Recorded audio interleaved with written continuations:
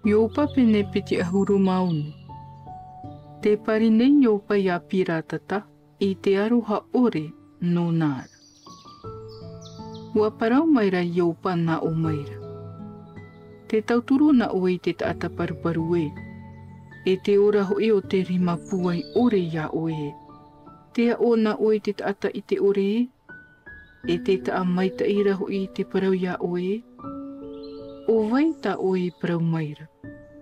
Tō vai te varua I pūroro mai nā roto ia o. Te whea puai puhera, e tō reira atu aiho, ua ati te mauiwi iraro ai te moana. Te vainuara ha te muaiana, e aita o te puhe e tapoi.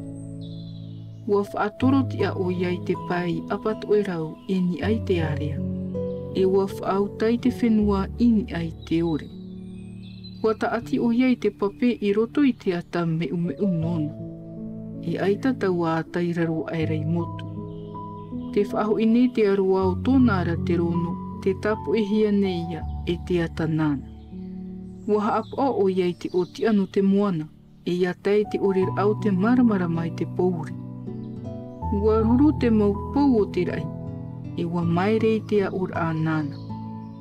Te wahinei o iai te miti I te mana nona, ino te ite nona I mani nā I tō nāru te o te o. Ua whaanene o iai te rai te varua nona, e nā tōna rima I hamani te ofima uera.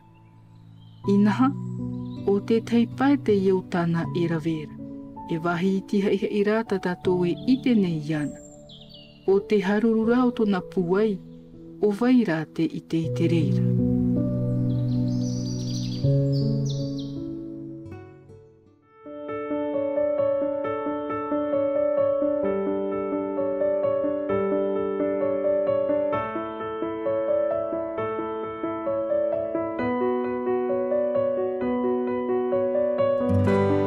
C'était votre lecture quotidienne de la Bible en langue tahitienne proposée par le Centre Média Adventiste, disponible en replay sur cma.adventiste.pf.